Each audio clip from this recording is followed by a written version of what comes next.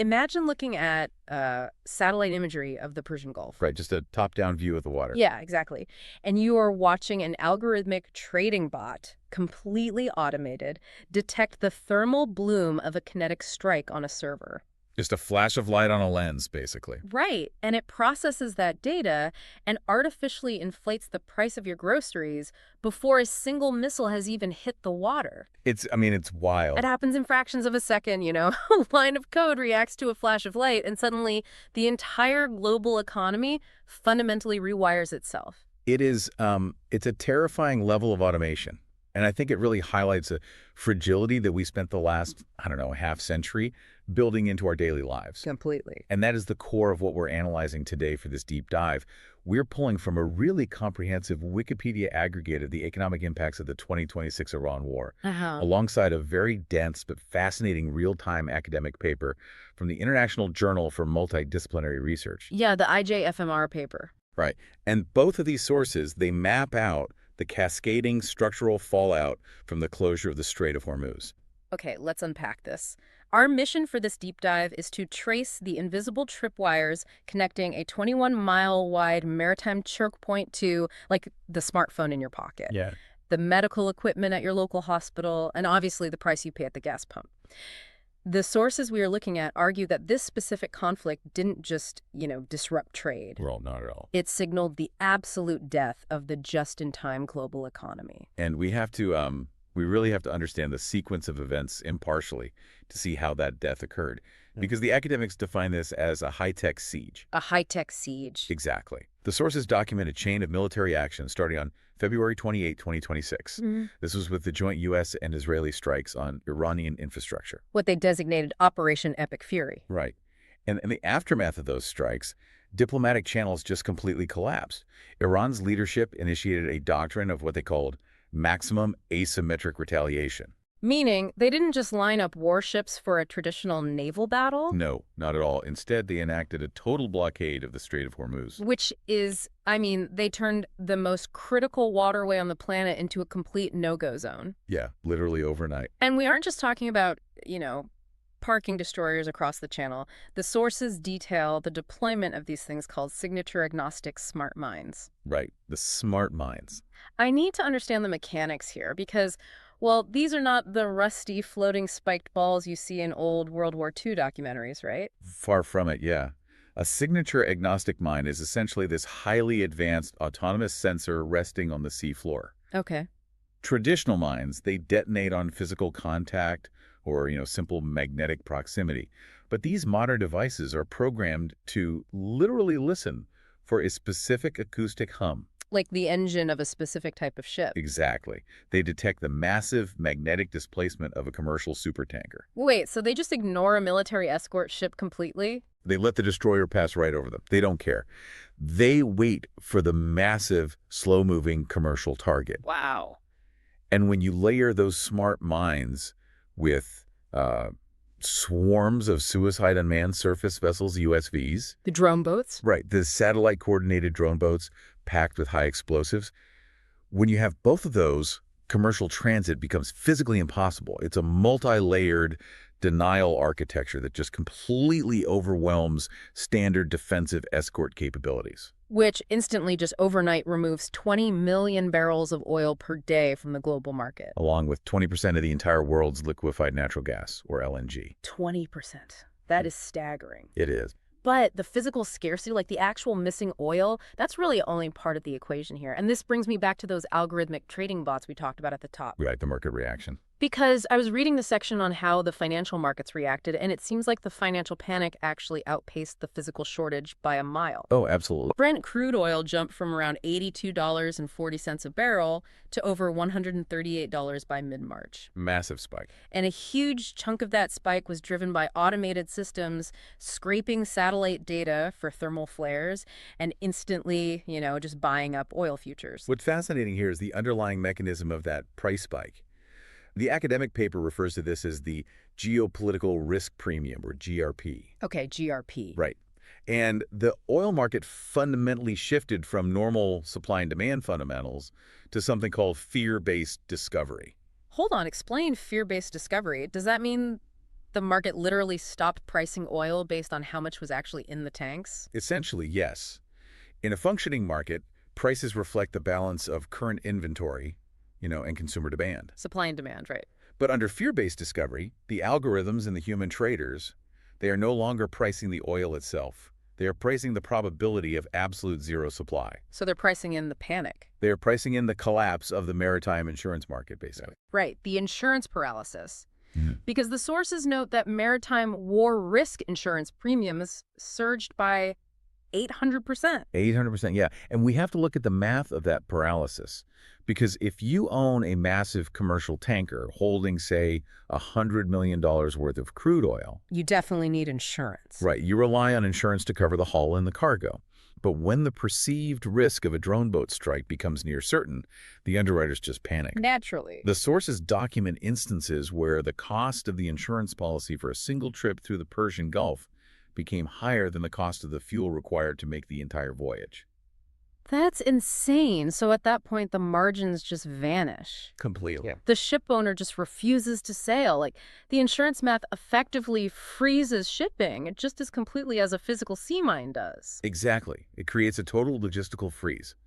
And that is the first ripple, the global energy heart attack, as they call it. Yeah. But the researchers point out that while a lack of oil makes the physical transportation grid stop, the true crisis emerges when we look at what happens to the natural gas trapped behind that blockade. Because natural gas isn't just fuel, it's an ingredient. Yes. And this brings us to what the researchers call the third-order shockwave. So if the oil market detaches from reality on the threat of transit failure, what happens to the physical commodities trapped in the Gulf? The stuff that actually matters for survival. Right, the resources that actually dictate whether people eat. It centers entirely on Qatar. Because of the blockade in the Strait, Qatar's Ras Laffan facility, which, keep in mind, processes 20% of the world's LNG. Massive facility. Massive. They were forced to declare force majeure. They had to halt exports completely. The natural gas was trapped. Now, I know we use natural gas to heat homes and generate electricity, but I really want to dig into the agricultural link here. It's the most critical part. So, what does this all mean for the person walking down the aisle of their local supermarket? How does a halted gas shipment turn into an agricultural crisis practically overnight?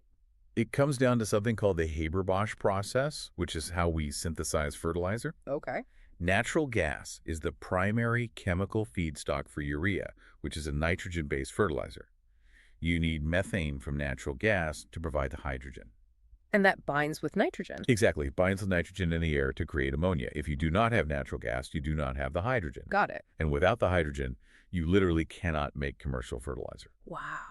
And so when those LNG shipments stopped out of Qatar, global urea production collapsed by 40%. Instantly. A 40% drop in the foundational chemical that allows the planet to grow enough food. And timing is everything in agriculture. Of course. The sources note that fertilizer prices spiked 35% right at the onset of Asia's 2026 Kharif planting season. Which is the critical window for staple crops, right? Like rice, maize, cotton. Exactly. And because of that timing, analysts projected a 15 to 20% drop in crop yields solely because the fertilizer just wasn't available, or it was way too expensive to apply at scale. I have to push back a bit here, though. I mean, we are talking about the global food supply. Sure. Surely there are strategic stockpiles of fertilizer. Like, we don't just live hand to mouth on the specific chemical that keeps humanity from starving, do we? We do. We really do. Are you serious? That is the fatal flaw of the just-in-time supply model. For 40 years, corporate and governmental efficiency mandates treated massive warehouse stockpiles as wasted capital. Right. It's just sitting there not making money. Exactly. Yeah. The system is designed so that the fertilizer arrives at the distribution center mere weeks before it needs to go into the soil. There is literally zero slack in the system. That is terrifying. The academics frame this profound vulnerability as the fertilizer LNG paradox.